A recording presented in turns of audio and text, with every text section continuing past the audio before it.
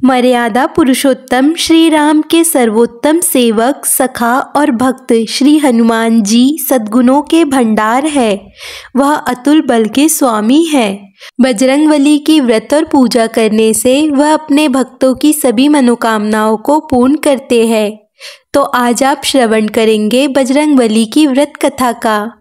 पौराणिक कथा के अनुसार एक समय की बात है, एक ब्राह्मण दंपत्ति की कोई संतान नहीं थी, जिस कारण वह बेहद दुखी थे। एक समय ब्राह्मण वन में हनुमान जी की पूजा के लिए गया। वहां उसने पूजा के साथ महावीर जी से एक पुत्र की कामना की। घर पर उसकी स्त्री भी पुत्र की प्राप्ति के लिए व्रत करती थी। वह मंगलवार के दिन व्रत के अंत में हनुमान जी को भोग लगाकर ही भोजन करती थी। एक बार व्रत के दिन ब्राह्मणी ना भोजन बना पाई और ना ही हनुमान जी को भोग लगा सकी। उसने प्रण किया कि वह अगले मंगलवार को हनुमान जी को भोग लगाकर ही भोजन करेगी। वह भूखी प्यासी 6 दिन तक पड़ी रही। मंगलवार के दिन वह बेहोश हो गई।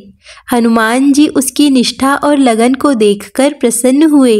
उन्होंने आशीर्वाद स्वरूप ब्राह्मणी को एक पुत्र दिया और कहा कि यह तुम्हारी बहुत सेवा करेगा। बालक को पाकर ब्राह्मणी अति प्रसन्न हुई। उसने बालक का नाम मंगल रखा। कुछ समय उपरांत जब ब्राह्मण घर आया तो बालक को देखकर पूछा कि यह कौन है। पत्नी बोली कि मंगलवार व्रत से प्रसन्न होकर हनुमान जी ने उसे बालक दिया है। ब्राह्मण को अपनी पत्नी की बात पर विश्वास नहीं हुआ। एक दिन मौका देख ब्राह्मण ने बालक को कुएं में गिरा दिया। जब ब्राह्मणी घर पर लौटी तो उसने पूछा कि मंगल कहाँ है। तभी पीछे से मंगल मुस्कुराकर आ गया। उसे वापस देखकर ब्राह्मण आश्चर्यचकित रह गया। रात को हनुमान जी ने उसे सपने में दर्शन दिए और बताया कि यह पुत्र उसे उन्होंने ही दिया है। ब्राह्मण सत्य जानकर बहुत खुश हुआ। इसके बाद ब्राह्मण दंपत्ति प्रत्येक मंगलवार को व्रत रखने लगे। जो मनुष्य मंगलवार व्रत कथा को पढ़ता या सुनता है, उसे हनुमान जी की कृपा से सब कष्ट दूर होकर सर्व सुख प्राप्त होता है और हनुमान जी की दया के पात्र बनते हैं। मान्यता है कि पवन पुत्र हनुमान जी का जन्म मंगलवार के दिन हुआ था, जिस कारण मंगलवार के दिन उनकी विशेष पूजा अर्चना करने का विधान है। चिरंजीवी हनुमान को पवन पुत्र कहा जाता है। एक बार हनुमान जी को सुलाकर माता अंजनी गृह कार्य में व्यस्त हो गई। तभी हनुमान जी की नींद खुल गई तथा भूख से व्याकुल हो गए। सूर्य को मीठा फल समझकर उन्होंने उसे अपने मुख में भर लिया। उस समय ग्रहण चल रहा था। सूर्य की यह गति भांपते हुए राहु ने देवराज इंद्र के पास जाकर उन्हें सारा वृत्तांत सुनाया। तब देवराज इंद्र ने देखा कि छोटे से हनुमान सूर्य को अपने मुख में रखकर खेल रहे हैं और सारा जगत त्राहिमाम कर रहा है। उसी समय हनुमान जी की दृष्टि इंद्र की ओर गई और उसे भी फल समझकर खाने लगे। इंद्र ने हनुमान जी को अपनी ओर आता देखकर उन पर वज्र से प्रहार किया। वज्र के प्रहार से सूर्यदेव हनुमान जी के मुख से आजाद हो गए और हनुमान जी मूर्छित होकर गिर पड़े। तभी वायु देव ने वायु की गति रोक दी, जिस कारण सारे जगत में वायु संचार बंद हो गया और सभी जीव मृत्यु को प्राप्त होने लगे। देवराज इंद्र समेत सभी देवता तब ब्रह्मा जी के पास गए। तत्पश्चात ब्रह्मा सहित सभी देवता ने वायुदेव के पास जाकर उनसे विनती की कि वायु का संचार प्रारंभ करे तथा सभी हनुमान जी को बल, बुद्धि और चिरंजीवी होने का आशीर्वाद प्रदान करे।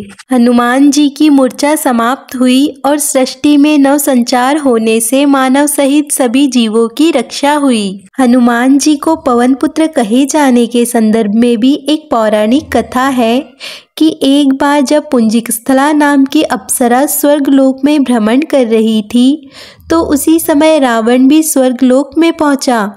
चूंकि पुंजिकस्थला काफी सुंदर थी, इसीलिए जैसे ही रावण ने उसे देखा, वह उस पर इतना मोहित हो गया कि उसका हाथ पकड़ लिया। रावण की इस हरकत से अप्सरा अत्यधिक क्रोधित हुई और सीधे ब्रह्मा जी के पास गई तथा रावण की इस हरकत के बारे में ब्रह्मा जी को बताया। ब्रह्मा जी ने रावण को उसकी इस हरकत के लिए काफी डांटा, लेकिन पुंजिकस्थला को इससे संतुष्टि नहीं मिली। इसीलिए पुंजिकस्थला ने रावण से स्वयं अपने अपमान का बदला लेने की ठान ली। पुंजिकस्थला रावण से अपने अपमान का बदला ले सके, इसी कारणवश शिव जी ने माता अंजना, जो कि पुंजिकस्थला ही थी, के गर्भ में हनुमान जी के रूप में जन्म लिया। क्योंकि रावण शिव जी का परम भक्त था और उनके आशीर्वाद से ही रावण को बहुत सी शक्तियां प्राप्त हुई थी, इसीलिए वे स्वयं रावण की मृत्यु का कारण नहीं बन सकते थे। अतः उन्होंने इस कार्य को संपन्न करने के लिए पवनदेव को बुलाया और उन्हें अपना दिव्य पुंज देकर कहा कि जाओ और इस दिव्य पुंज को अंजना के गर्भ में स्थापित करो। एक दिन माता अंजना वन में भ्रमण कर रही थी। उसी समय वन में बहुत तेजी से हवा चलने लगी। माता अंजना को लगा कि उन्हें कोई स्पर्श कर रहा है। इतने में ही एक आकाशवाणी हुई और पवनदेव बोले, देवी आप चिंतित ना हो, आपके गर्भ में एक ऐसी दिव्य शक्ति का प्रवेश हुआ है जिसका जन्म आपके गर्भ से होगा। वह बहुत ही शक्तिशाली और विलक्षण बुद्धि वाला होगा, जिसकी रक्षा मैं खुद करूँगा और आने वाले समय में बहुत ही बड़ा राम भक्त वह बनेगा तथा पृथ्वी से बुराई मिटाने में भगवान राम की मदद करेंगे। भगवान शिव का यह कार्य पूरा कर पवनदेव जब वापस कैलाश पर्वत पर लौटे तो भगवान शिव उनके द्वारा दिए गए दायित्व को बड़ी ही सफलता के साथ पूरा करने की खुशी से बोले कि मैं तुमसे अति प्रसन्न हूँ, मांगो क्या वर मांगते हो। तो पवनदेव ने उनसे केवल यही वर मांगा कि अंजना के इस पुत्र का पिता कहलाने का सौभाग्य मुझे प्राप्त हो। भगवान शिव ने कहा तथास्तु, यानी ऐसा ही होगा। और तभी से हनुमान जी को मारुति नंदन व पवन पुत्र जैसे नामों से अलंकृत किया जाने लगा। आज की कथा में बस इतना ही। हनुमान जी से जुड़ी हुई ये कथाएं आपको पसंद आई हो तो वीडियो को लाइक, कमेंट, शेयर ज़रूर कीजिए और ऐसी ही कथाओं के लिए चैनल को सब्सक्राइब कर लीजिए।